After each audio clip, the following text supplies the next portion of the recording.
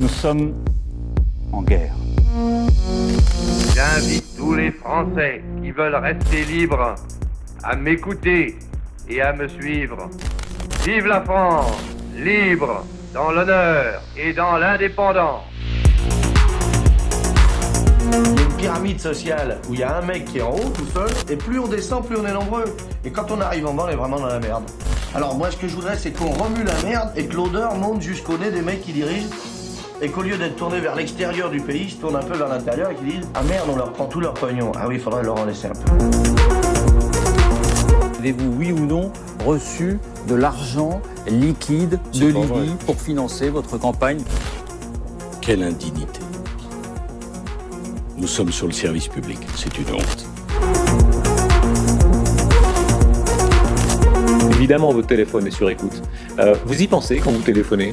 Oui, naturellement, ça devient, comment dirais-je, intégré dans votre personnalité. Mais si on n'a rien à cacher, il ne faut pas avoir peur.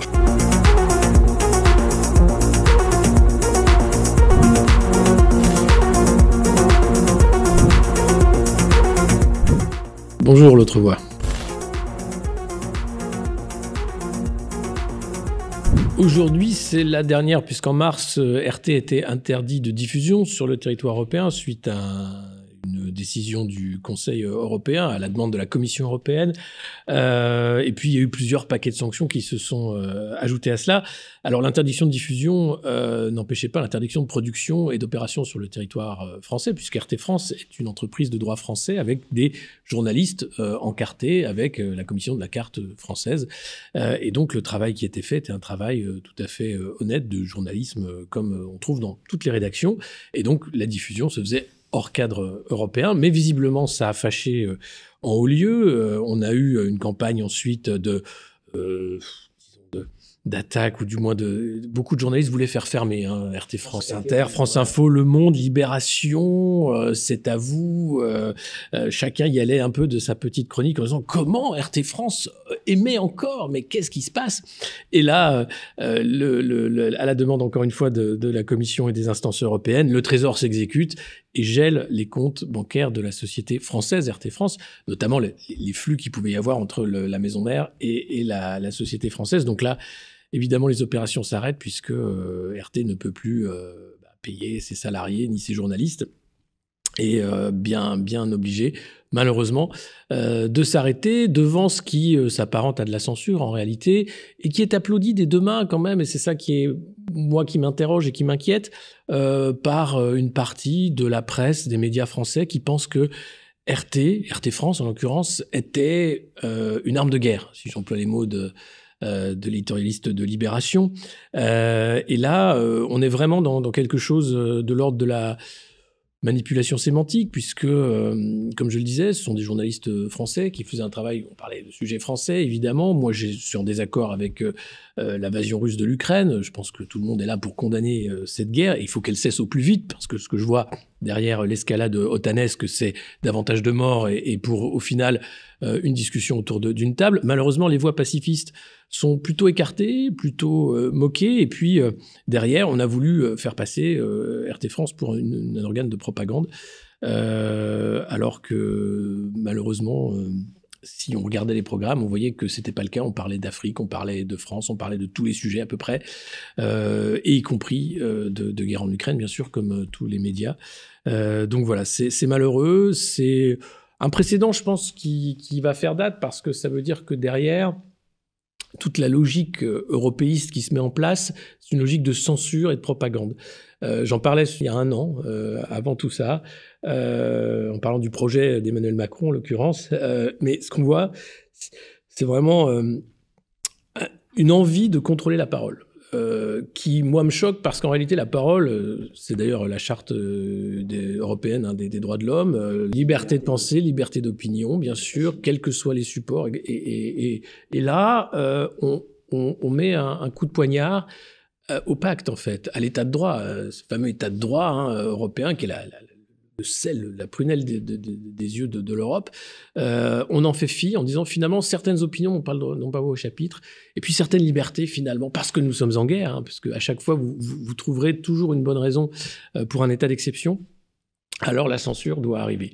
La censure, elle est jamais bonne, elle est jamais annonciatrice de temps heureux, et certainement pas quand on est dans un régime qui se veut être une démocratie. Donc moi, ça m'inquiète de voir le peu de réaction finalement, l'acceptation globale et la joie aussi de certains censeurs qui pensent qu'ils sont du bon côté et que donc cette censure doit avoir lieu.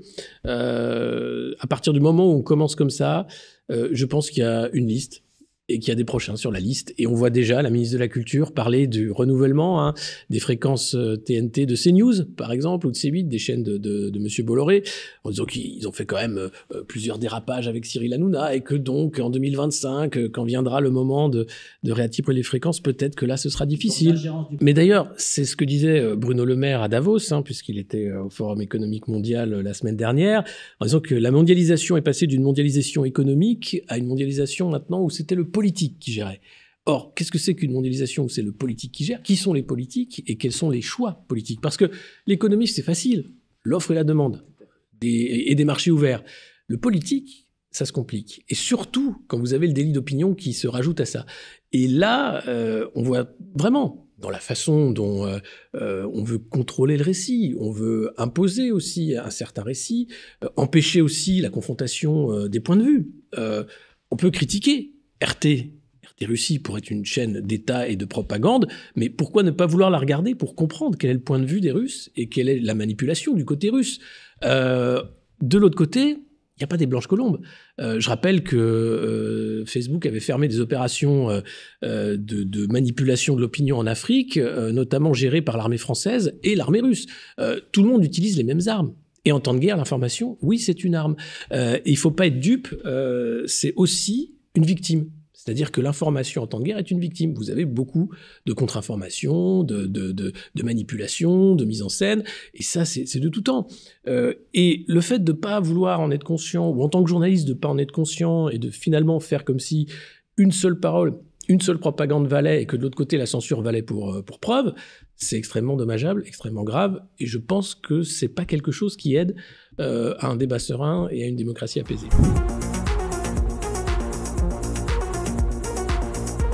Ah ben, ça laisse plus d'une centaine de personnes sur le carreau, journalistes et personnels, salariés de tous horizons. Mais bon, vous savez, c'est pas ce qui effraie les macronistes d'empêcher les gens de travailler. Je parlais des soignants suspendus, plus de 460. On a passé les 500, enfin c'est proprement scandaleux. Ni les syndicats à l'époque sont montés au créneau, ni les organisations politiques pour dénoncer ce qui est de l'ordre, là encore, de la négation de l'état de droit. On empêche les gens d'accéder à leur travail. Alors, ils étaient obligés de se soumettre à l'autorité sanitaire, mais maintenant que nous avons le recul, que l'incidence est tombée, etc., on pourrait passer à autre chose. Non, la Macronie sans faire, la France est le dernier bastion. Donc, mettre des gens sur le carreau, c'est pas leur problème. Après, main sur le cœur, expliquer que les investisseurs vont créer des emplois, c'est autre chose. Mais eux, pour en détruire, ils sont assez forts. Chez RT, tout le monde savait qu'il y avait des paquets de sanctions, qui étaient supplémentaires, etc. Donc, tout le monde connaissait le sursis, en fait, réel de la chaîne. La rapidité d'exécution, par contre, a surpris tout le monde, évidemment, avec un trésor qui s'est très rapidement exécuté. D'ailleurs, pendant Davos, pour aller vite, je pense, il y a eu des coups de fil qui sont passés pour dire, bon, faudra accélérer. Et voilà, mais c'était quelque chose qui était prévu, on va dire, attendu, juste accéléré par la volonté politique, encore une fois. Non, parce que vous avez... c'est de l'ordre de l'autorisation, en fait. Vous avez le droit de parole ou pas. Et ce qui énerve les mainstream médias, comme on les appelle, les médias officiels, ceux qui sont subventionnés, ceux qui sont soutenus par des milliardaires, il y a le droit de parole. C'est-à-dire qu'on va inviter un Manuel Valls, même s'il est plus Premier ministre, parce qu'il a le droit tous les matins d'aller sur France Inter s'il veut. Par contre, si vous êtes Alexis Poulain, là, vous n'avez pas le droit de parole. Vous êtes un dangereux conspirationniste, vous êtes un séditieux, vous êtes quelqu'un qui n'est pas là pour la concorde. D'ailleurs, c'était Céline Pigalle, la patronne de l'info chez BFM, qui expliquait « on relaie pas trop, tous les ça dépend parce qu'il faudrait pas que quand même il y ait un pacte, enfin que la concorde sociale ne soit entrée ». Donc c'est le parti de l'ordre en fait qui gère les médias. Une certaine bourgeoisie médiatique qui en vit très bien, les éditorialistes qui sont là, je vais pas donner les noms, on les connaît tous, écharpe ou non autour du cou, et qui donnent le là, en fait, de ce qu'est la pensée, la bien-pensance, en fait, et où est le droit à dire. Et donc, cette labellisation de facto, en fait, de qui a droit à la parole, elle est mise à mal par les réseaux sociaux. Parce que sur les réseaux sociaux, on a de l'audience. Et il y a un Elon Musk qui arrive et qui rajoute une couche en rachetant Twitter et en disant « Tiens, je vais en faire le média du peuple. Je vais faire que tout le monde puisse faire de l'info, se débrouiller. Et, débrouillez-vous. Et les meilleurs, on les verra avec l'audience. » Et là, ça change la donne. Et Elon Musk est assez malin parce que c'est le premier milliardaire qui, au lieu d'acheter un média, achète une plateforme. En disant, puisque moi, j'ai pas pu la monter à l'époque, je vais pas m'embêter avec le Wall Street Journal, je vais pas m'embêter avec CNN, j'achète Twitter et on va rigoler. Et j'en fais un média avec les Twitter Files. Ensuite, il ouvre la boîte de Pandore et on comprend que les plateformes ont collaboré avec les agences d'État américaines pour censurer, là encore, la parole. Et donc, il y a cette volonté de censure qui est présente à chaque étape. Et quand la censure algorithmique ou volontaire ou politique ne fonctionne pas, eh bien vous avez l'ostracisme, le fait de mettre au banc, finalement, du pacte médiatique des gens qui n'ont plus le droit à la parole. Et ça, c'est quelques tribunaux de la pensée qui s'organisent via ces médias et qui permettent à un petit monde de s'organiser pour tenir le crachoir, tenir la parole et empêcher toute parole discordante, dissidente. Et vous pouvez être un dissident de plateau pendant quelques années pour avoir aussi une parole un peu à côté, mais ça fonctionnera juste un temps. Et puis après, on voit toutes les faiblesses de ce système dans la récurrence des invités, dans les tabous qui ne sont jamais vraiment abordés. Union européenne, pédocriminalité, enfin il y a beaucoup de thèmes qui ne sont pas abordés en plateau, faut pas, c'est la bien-pensance, la bienséance ne le voudrait pas. Et derrière, vous avez quand même 10 millions de Français qui sont téléspectateurs des journaux télévisés de TF1 et de France 2 chaque soir et qui pensent s'informer par ce biais-là. Alors, ils s'informent de manière très superficielle. Parce que jamais dans ces 20 heures, on va essayer d'expliquer fondamentalement pourquoi on a une réforme des retraites aujourd'hui. Et pourquoi c'est pas une réforme à point, mais maintenant c'est une réforme avec le recul de l'âge de la retraite, ce que ne disait pas Macron. Et pourquoi cette précipitation à un moment où nous entrons en récession. Enfin bref, non, on va juste dire il faut la faire parce que le système ne sera plus à l'équilibre. Mais enfin, on est assis sur un tas de dettes à 8 milliards d'euros, 8 000 milliards d'euros quasiment. On parle là de 50 milliards de dettes pour le système des retraites. Enfin, pourquoi l'urgence ? Jamais on pose les bonnes questions.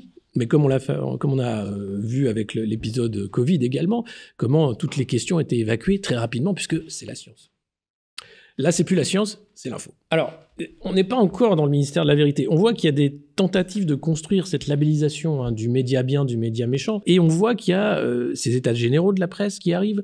On voit qu'il y a bien sûr la censure d'RT France, arme de guerre, selon Libération, que certains journalistes ont bien du mal également à faire un travail de journalisme, puisque derrière, c'est de la propagande. Je veux rappeler tout simplement le déjeuner à l'Élysée avec le président de la République et les éditorialistes des grands médias qui étaient autour de la table. Déjeuner dont il ne faut pas parler parce que, oui, ils prenaient les éléments de langage. Et ils avaient beau dire, non, on n'a pas pris, c'est normal, ça se fait tout le temps, sous la 5e, c'est normal. Non, ça c'est pas... Alors, ça se fait sous la 5e, c'est pas pour ça que c'est une bonne pratique. Pardon. Et le problème, c'est que Emmanuel Macron, au pouvoir, c'est jamais de conférence de presse. Quasiment jamais. Premier quinquennat, il a dû en faire 3 ou 4. C'est tout. Si vous regardez les autres démocraties, le Premier ministre britannique, c'est toutes les semaines. Le président américain, c'était quasiment tous les jours. Vous avez quand même un pouvoir des médias très différent du média de cour français, où il y a vraiment une culture du média de cour. Et c'est une pratique. C'est pas pour ça que c'est une bonne pratique. Alors, tous les éditorialistes se sont défendus en disant c'est normal, mais alors, dites que vous avez déjeuné avec Emmanuel Macron. Quand vous dites qu'il ne faudrait surtout pas que l'irresponsabilité l'emporte lors des manifestations, dites que c'est Macron qui vous l'a dit. Où est la gêne à ce moment-là ? Ah non, c'est du off. Vous savez, c'est du off. Mais c'est pas du off, il vous invite à déjeuner. Vous êtes journaliste. Enfin, je veux bien qu'il y ait du off, mais à un moment, les Français ont le droit de savoir. Et que de l'autre côté, on a un discours sur la fin de l'abondance et où les Français, eux, se retrouvent devant un caddie qui explose, une inflation qui fait que, oui, pour eux, la fin de l'abondance, elle est de toute façon forcée et financière. Et là, vous avez des gens qui passent leur temps à déjeuner, à dîner et à se congratuler et à expliquer ensuite aux Français qu'il faut travailler jusqu'à 64 ans, que c'est comme ça et qu'il n'y a pas d'autre solution. Le pire, c'est qu'ils ne se rendent pas compte du mal qu'ils font au monde médiatique. C'est-à-dire que pour eux, c'est normal qu'un journaliste ait un très bon rapport avec le pouvoir. Non, vous avez, moi j'ai travaillé avec les anglo-saxons pendant quelques années, un journaliste anglais, jamais il accepterait de déjeuner avec le Premier ministre britannique pour prendre des éléments de langage. Jamais. Et même il le dénoncerait. Il dirait, monsieur Rishi Sunak a essayé de m'acheter à coup de vin blanc et d'huîtres. Non, en France, c'est normal. Le problème, il est là. Alors, ça décrédibilise encore davantage le monde médiatique. Ça fait que cette bourgeoisie médiatique ne voit pas le problème, puisque eux ont cette position de pouvoir et font partie, en fait, du système, ce système politico-médiatique. Mais la plupart des Français qui essayent de s'informer et qui se rendent compte de ça se détournent encore davantage des grands médias, se rendant compte que derrière, il y a une fabrique du récit, une fabrique du consentement. Elle est évidente, c'est pas nouveau. Vous aviez les chiens de garde, les nouveaux chiens de garde. Vous avez quand même beaucoup d'historique par rapport à ça, sauf que là, on le vit d'une manière assez violente, assez inédite dans l'impression d'être au-dessus finalement des lois et de pouvoir faire absolument tout ce qu'on veut.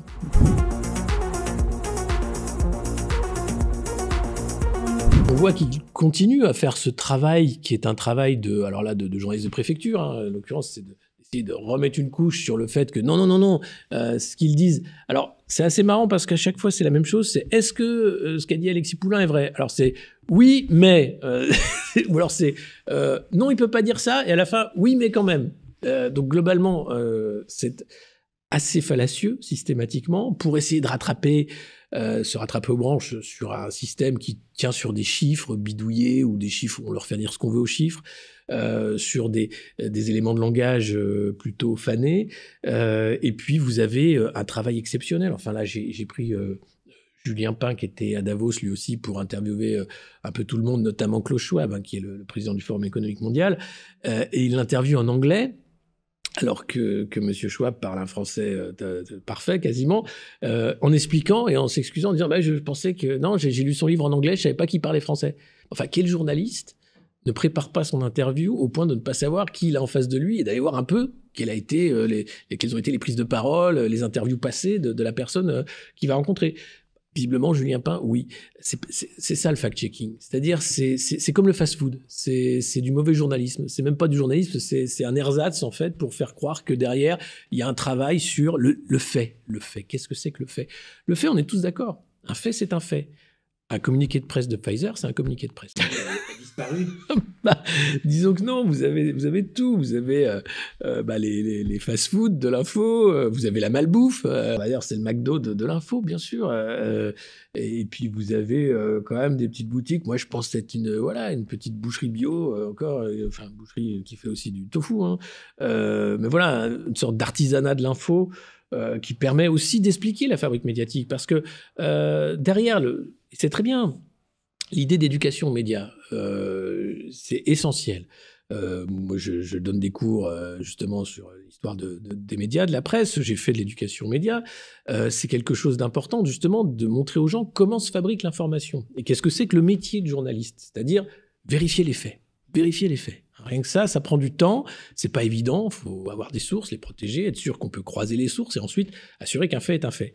Ça prend beaucoup de temps. Et vous avez la plupart des rédactions qui ont tout simplement arrêté le travail de journalisme d'enquête parce que c'est trop long, c'est trop cher et ça sert à rien. Qui ont coupé toutes les correspondances qu'ils avaient à l'étranger. Tous les bureaux que vous aviez par le passé où les gens étaient sur le terrain en permanence pour parler d'un pays concrètement. Tout ça est fini également. Et donc, vous avez une presse aujourd'hui qui fait du bâtonnage, c'est-à-dire qui va récupérer des dépêches d'agences, AFP, Reuters, AP, etc., et qui va faire un petit chapeau, une petite conclusion et se débrouiller pour dire, voilà, c'est de l'info. Mais la fabrique de l'info, aujourd'hui, elle est extrêmement paupérisée. À la fois parce que c'est une économie qui ne fonctionne pas. Enfin, c'est très difficile d'avoir des abonnés. C'est très difficile de faire vivre une rédaction quand les journalistes sont nombreux. Et vous voyez, c'est d'ailleurs pour ça que ce sont les milliardaires qui s'occupent de la presse. Parce que pour eux, un titre média, c'est à la fois un statut social, j'ai un yacht, un jet privé et un média. Et puis, c'est de l'optimisation fiscale pour certains. Et ça permet de dire, voilà, moi j'adore la presse libre et indépendante. Enfin, c'est pas normal que 9 milliardaires se partagent les titres de presse quotidienne nationale. Et derrière, ça pose la question de l'indépendance des rédactions, parce que je veux bien qu'il y ait un mur incroyable entre l'actionnaire et les journalistes. La réalité, c'est que vous avez des sujets que vous ne traiterez pas, et puis vous avez un angle aussi, à la fois dans le recrutement des rédactions, dans la façon dont l'info va être traitée. Donc, le problème vient de là, à la fois le modèle économique, très difficile, la paupérisation aussi, et puis l'arrivée aussi des réseaux sociaux qui ont permis une explosion aussi informative, sans pour autant qu'elle soit qualitative. Donc il y a vraiment un gros sujet là-dessus. Alors, ils amènent une certaine proximité avec un bémol, hein, c'est que vous avez une censure algorithmique ou une censure politique également. Donc, on est dépendant de ces plateformes. C'est assez terrible de voir que YouTube, en fonction des règles de la communauté, peut du jour au lendemain fermer des réseaux sociaux de médias. Par contre, oui, sur la proximité, il y a un ton différent. C'est-à-dire qu'on peut... je pense que la valeur ajoutée aujourd'hui qu'on peut avoir, c'est pas de reprendre une dépêche de l'AFP et puis de faire de manière très sérieuse le président a dit. Non, c'est d'avoir un ton, c'est d'être, si ce n'est engagé, au moins partisan, ou du moins avoir un angle par rapport à cette information-là. C'est ce que j'essaye de faire, c'est-à-dire d'incarner la fabrique de l'information, d'en rire, parce que finalement, c'est pas très sérieux tout ça. Et derrière, vous avez des gens qui vont pontifier du haut de leur chair officielle en expliquant que l'information, vous savez, c'est comme ça et c'est pas autrement. Non, ça reste de la fabrique du récit, ça reste des histoires qu'on raconte à des grands-enfants, parfois à coup de... pas de manipulation, mais d'angle volontaire. Ça s'appelle un angle rédactionnel. Enfin voilà, vous avez un angle éditorial systématique. Donc moi, ma valeur ajoutée, je pense, elle est dans l'explication un peu de cette fabrique-là. Et puis la présentation de tout ça. Et puis de parler aussi de sujets, de mettre en avant des sujets qui vont pas forcément être en une, qui vont être traités par les médias, mais qui vont pas être en une. Prenons le scandale des cabinets de conseil. C'est des trucs qui sont arrivés lentement par le Sénat. Et moi, j'avais trouvé une brève assez exceptionnelle sur les piscines, un logiciel pour repérer les piscines qui avait été facturé une fortune, alors qu'en fait, c'était basé sur Google Street View. Et ça, c'était dans le Parisien. Effectivement, il y avait une demi-page, mais bon, personne n'en avait trop parlé. Et de faire écho de ce genre d'information qui est traité par les confrères du Parisien qui font leur travail, pour le coup, mais où la hiérarchie dit non, on va pas mettre ça en une, c'est pas la peine. En réalité, c'est un scandale. Et ça permet de lever davantage de scandales en mettant la loupe sur des nouvelles qui passeraient inaperçues autrement. C'est l'humour, d'abord. C'est le fait de comprendre aussi que finalement, dans ce jeu-là, vous avez que deux positions, c'est insider ou outsider. Et que, à partir du moment où moi je suis maintenant clairement outsider, c'est pas grave. Parce que derrière, vous avez quand même une audience, vous avez quand même des gens qui cherchent aussi cette information autre. Et puis derrière, c'est une certaine intégrité. Moi, je cherche pas à censurer les autres. Ça m'inquiète en fait qu'il y ait des journalistes qui se gargarisent et qui se félicitent de la censure d'autres journalistes. C'est pas mon cas.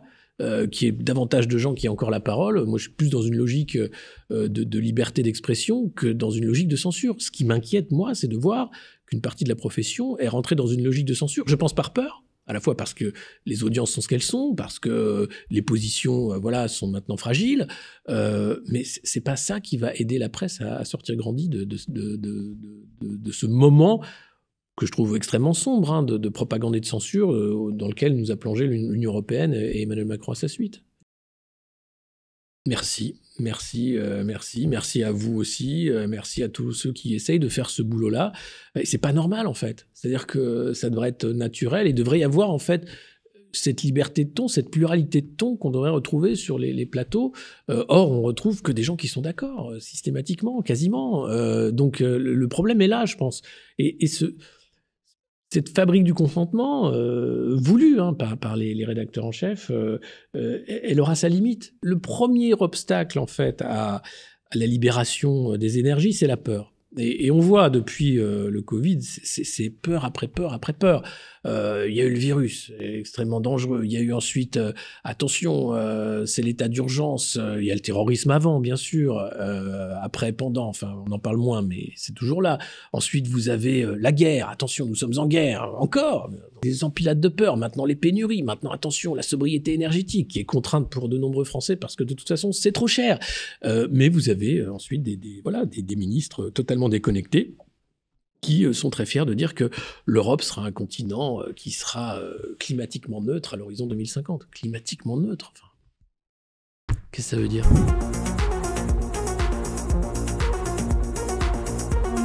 Déjà 2022, je pense, a été une année de désorganisation profonde parce que la victoire d'Emmanuel Macron, deuxième victoire, parce qu'il n'y avait personne, en gros c'est un peu ça, hein, avec une Marine Le Pen qui n'a pas fait une énorme campagne, hein, qui a attendu d'être portée au second tour, et puis voilà, le débat a été ce qu'il a été, rien, voilà, donc on se retrouve avec un président qui, lorsqu'il est élu contre Marine Le Pen, dit « vous m'avez donné mandat et je le comprends et je suis obligé maintenant parce que c'était contre l'extrême droite, etc. » Et qui aujourd'hui vous explique « ah bah attendez, vous m'avez donné mandat, c'est pour faire la réforme des retraites. » Je fais Macron, mais c'est dingue. Donc c'est une manipulation. 2023, c'est la manipulation qui continue avec, malheureusement, des oppositions en miettes. Vous avez d'un côté la NUPES empêtrée dans des affaires exceptionnelles, d'un côté la France Insoumise avec des affaires de mœurs, de l'autre côté le Parti Socialiste et son congrès, ou bourrage d'urnes, etc., divisé entre ceux qui iraient bien retourner en Macronie, ceux qui resteraient au PS, enfin bref, la gauche, là encore, complètement éclatée façon extrême gauche. La droite, les Républicains ne savent plus où ils habitent. Alors c'est bien, il y a Eric Ciotti qui a dit « moi je fais campagne pour dans 5 ans, pour Laurent Wauquiez ». Oui, mais qu'est-ce que tu fais maintenant ? Bon, maintenant, la réforme des retraites, on est pour, oui, mais un peu. Alors, il y a quelques dissidents, mais globalement, les Républicains sont en train de vivre leurs derniers instants. Et puis, vous avez le Front National, le Rassemblement National, qui a 89 députés, qui se refait une santé financière, attend son heure là aussi, mais qui n'est pas non plus exceptionnellement énervé par rapport aux lois d'Emmanuel Macron.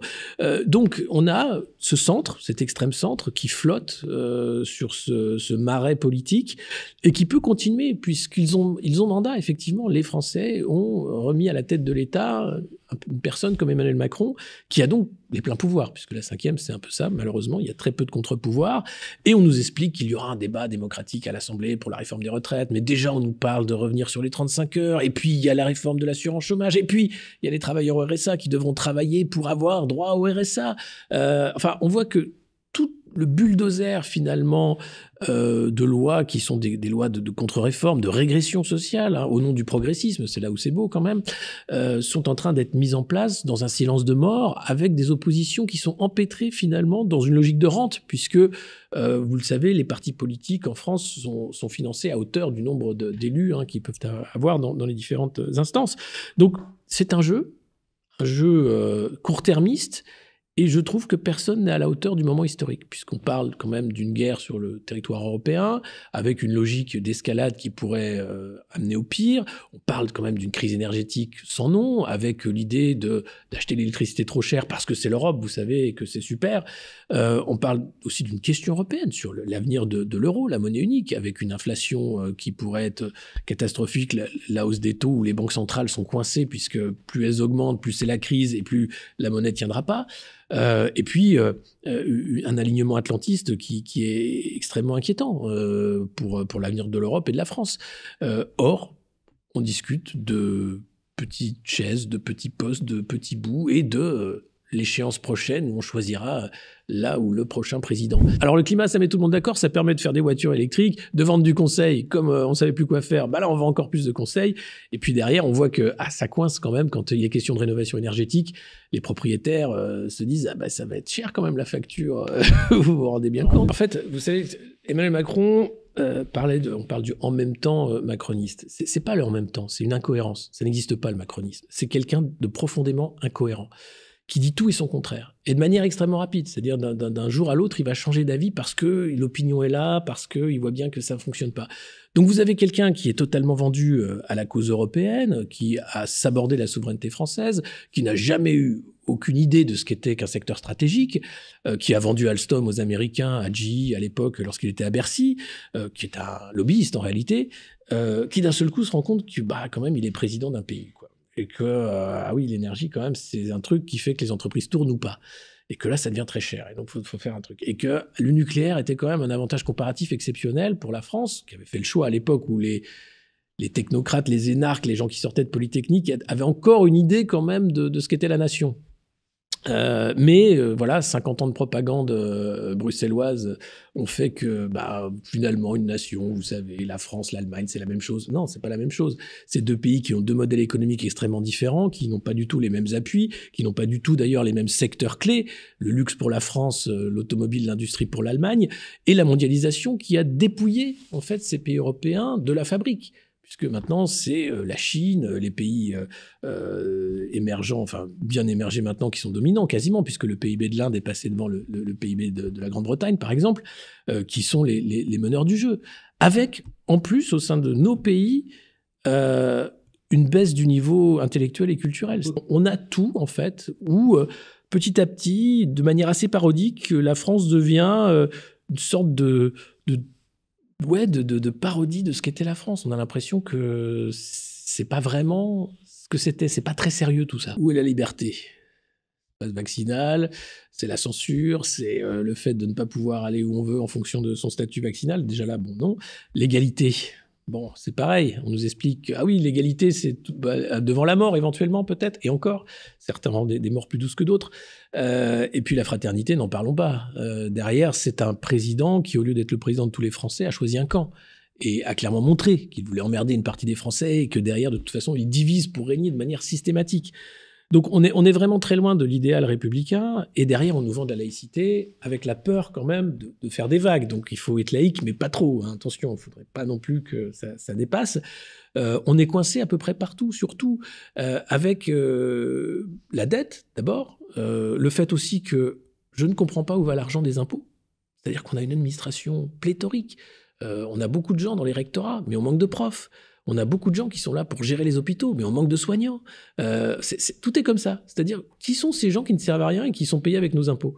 Je veux dire, les commissions indépendantes, toutes ces choses, les énarques à qui vous avez affaire, à la commission des publications, au ministère de la Culture, enfin tous ces gens qui sont là, mais on ne sait pas pourquoi. La puissance administrative française, qui peut être une beauté quand on est un empire ou quand on a les moyens de se le permettre.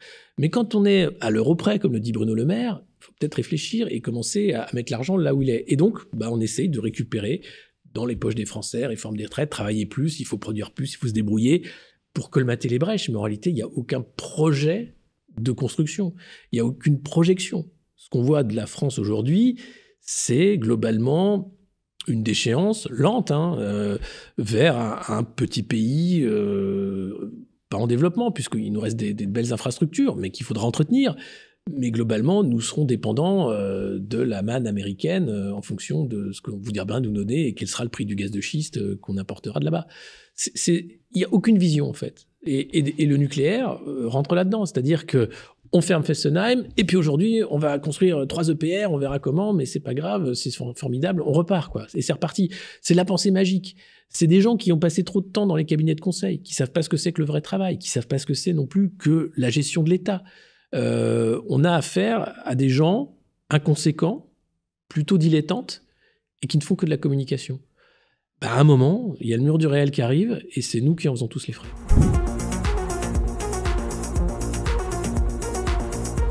Je ne suis pas pessimiste, je dis juste, voilà, où sont les points de défaillance, et il faut en être conscient.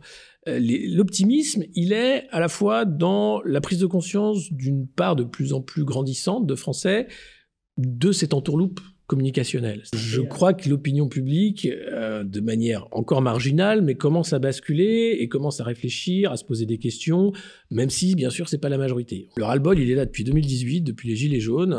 C'est pas parce qu'il n'y a pas de manif, qu'il n'y a pas de colère, qu'il n'y a pas de vrai ras-le-bol, et puis de ressenti aussi d'être pris pour des imbéciles.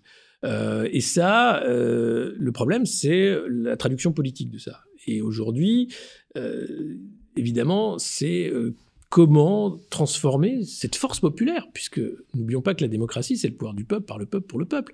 On en est très loin. Comment récupérer, comment faire en sorte que le peuple, c'est-à-dire tous ces gens qui ne s'informent plus, ne cherchent plus à savoir, ne votent plus, le nombre d'abstentionnistes quand même qui en dit long sur l'état de la démocratie, reprennent une conscience politique, reprennent une envie aussi et se disent « c'est mon pays, je vais en faire quelque chose ». C'est pas McKinsey qui va en faire un truc. Et c'est ce moment-là. Et je pense que l'optimisme, il est là, c'est que c'est le moment de tous les possibles. C'est un peu le Far West, il y a le Kaïderen, c'est ce moment de l'action possible, politique, au moins voilà, tout le monde sait que ça peut pas continuer comme ça. Même s'ils vous disent le contraire, à coup de « mais enfin, il faut baisser à 19 degrés, il faut couper le Wi-Fi la nuit, etc. » Mais ça va. On le sait, on est pris pour des idiots, on en rigole. Bon, maintenant, quand est-ce que ça s'arrête? Parce que ça va s'arrêter, vous savez, ça va pas continuer comme ça. À un moment, ce truc-là, enfin le mur du réel, ce que j'appelle le mur du réel, c'est-à-dire le principe de « bon, ça suffit les conneries », excusez-moi du terme, et la reprise en main finalement de la chose publique. Parce que c'est pas un communicant de Rupert Murdoch à l'Élysée qui va, en mettant Macron sur YouTube tous les matins pour répondre à des questions devant son téléphone, changer la donne. La communication atteint ses limites devant le manque de profs, le manque de soignants, voilà, le fait que des Français vont perdre leur emploi, que des entreprises vont fermer parce que l'énergie est devenue inabordable. Et c'est pas la pensée magique qui va sauver ça. Bruno Le Maire à Davos était extrêmement optimiste, en expliquant que les investisseurs adoraient la France, que tout allait très bien, qu'on gérait l'inflation mieux que nos voisins. C'est vrai. Tout ça grâce à un artifice, l'argent magique. Or, l'argent magique, avec la hausse des taux, va avoir très vite sa fin, donc il faut continuer de s'endetter sur les marchés. Mais la question politique est centrale, et je pense que l'optimisme, il est là dans le sens où la prise de conscience commence à faire tache d'huile. Il y a eu trop, je pense, de malversations visibles, de manipulations visibles, de mensonges aussi visibles. J'ai que deux mots à dire pour que les gens comprennent. Olivier Véran. Là, je pense que tout le monde a compris. C'est pas quelqu'un que vous voyez maintenant, vous l'écoutez pas en fait pour ce qu'il a à dire. Vous savez qu'il va vous mentir. Et c'est ça en fait, c'est ce moment-là. C'est-à-dire que peu importe ce qu'ils vont dire, j'en ai rien à foutre. Et ben là, le pouvoir est perdu.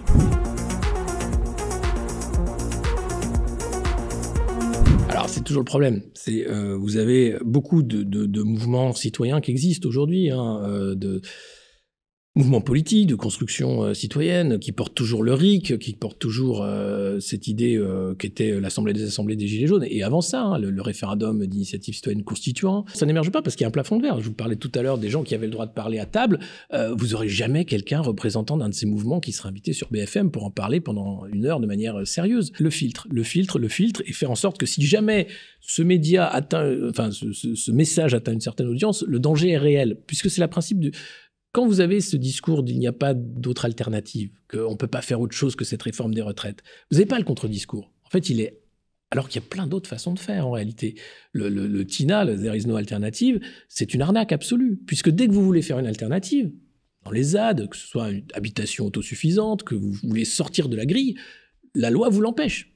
Donc, on tue aujourd'hui toutes les initiatives qui pourraient créer le monde de demain. Mais vous avez plein d'initiatives de solidarité locale. Vous voyez bien comment les gens se connectent depuis les ronds-points et avant et cherchent justement l'aspect sortir déjà d'un système qui les pressurise jusqu'à la mort. Enfin, l'idée de travailler plus pour pas gagner plus, pas vraiment. Et pourquoi ? Et où est le sens de la vie en réalité ? Donc il y a la question du sens de la vie qui revient quand même beaucoup. Qui les inquiète, puisqu'on parle de grandes démissions. Alors, il y a beaucoup évidemment de nos compatriotes qui sont coincés, qui font un boulot alimentaire et qui n'ont pas le choix et qui ont peur de le perdre. Et c'est bien là-dessus qui compte, la pression sociale, le fait d'avoir la peur du mois qui ne se bouclera pas. Mais vous avez quand même un grand ras-le-bol, une petite démission, une fatigue aussi de cette peur permanente insufflée sur les populations, et le côté, alors ce qui fait les abstentionnistes, ce qui fait que des gens ne s'informent plus, mais qui fait aussi les initiatives, et c'est en ça que je suis optimiste, et beaucoup d'initiatives citoyennes. Après, pour ce qui est du jeu politique de la Ve République, malheureusement, il faut un parti, il faut un mouvement, il faut que ça s'incarne. Et il faut ensuite jouer le jeu d'une certaine façon, donc faire de l'opposition de manière très... est très républicaine, etc. Donc pas dire par exemple qu'Olivier Véran est un menteur, mais dire comme non, il s'est fortement trompé, ou peut-être il n'avait pas les bons chiffres à l'époque. Voilà, mais à un moment, je crois que c'est bien aussi ce devoir de... Ça fait du bien aussi de dire les choses. et peut-être que là, il pourrait y avoir quelque chose. Mais aujourd'hui, je vois pas... vous aviez Florian Philippot, par exemple, qui essaye, mois après mois, de rassembler des gens le samedi, d'abord contre le pass sanitaire, puis ensuite contre toutes les formes de censure, etc. Vous aviez les Gilets jaunes, bien sûr. Vous avez l'UPR, qui est là depuis longtemps, de François Asselineau, qui parle de l'Europe, qui est un des premiers partis qui a parlé du Frexit. Mais ça ne veut pas dire pour autant que, voilà, on voit bien qu'il y a une limite, déjà à la coagulation de tous ces mouvements, à faire en sorte qu'il y ait une force politique qui en émerge. Et pourtant, il y a bien là déjà des poches de volonté autre, en fait, de changer les règles du jeu et d'arriver à reprendre quelque chose. Et ce qui est inquiétant, c'est que Emmanuel Macron en est très conscient et qu'il parle déjà de réforme des institutions. C'est-à-dire qu'il voudrait prendre les devants, comme un joueur d'échecs, et arriver à faire une réforme des institutions à sa botte, enfin pour perpétuer finalement un système qui nous amène dans le mur. Donc il faut absolument éviter ça. Si on voit que la réforme des institutions, qui va être le prochain chantier de son quinquennat, de ce qui lui reste, attention, c'est une entourloupe finale pour verrouiller finalement la volonté de 6ème République, la volonté de reprise démocratique au nom d'une certaine caste autoproclamée.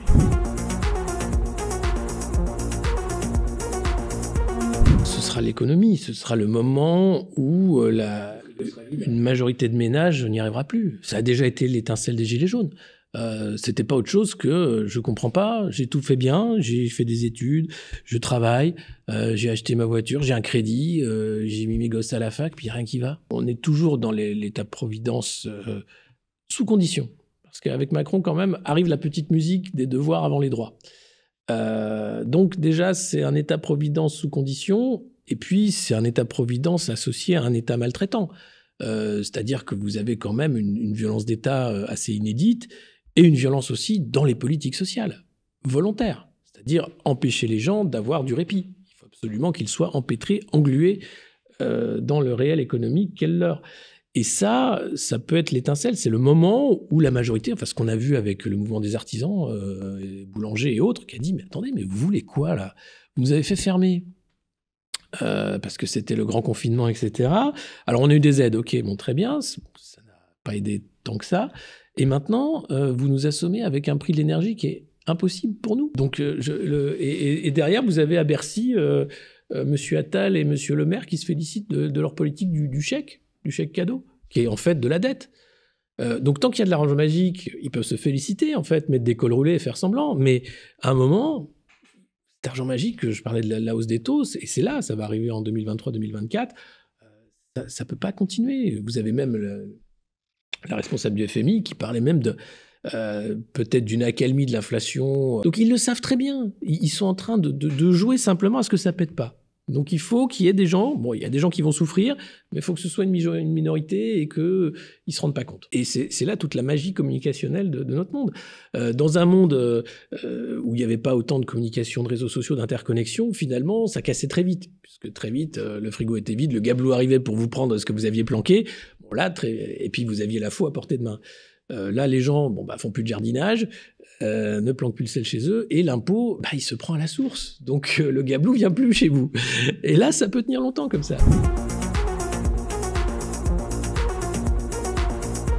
De ne pas prendre tout ça trop au sérieux, comme je le dis dans chaque revue de presse le matin, mais surtout de ne pas être pessimiste. Je pense qu'il faut être conscient de la force qu'est la force du nombre, et ne pas croire qu'on est seul et isolé. Voilà, parce que finalement, la force du pouvoir actuellement, c'est de diviser et de mettre la tête sous l'eau. Donc voilà, regardez un peu les étoiles et regardez autour de vous. Vous êtes plus nombreux que ce que vous croyez.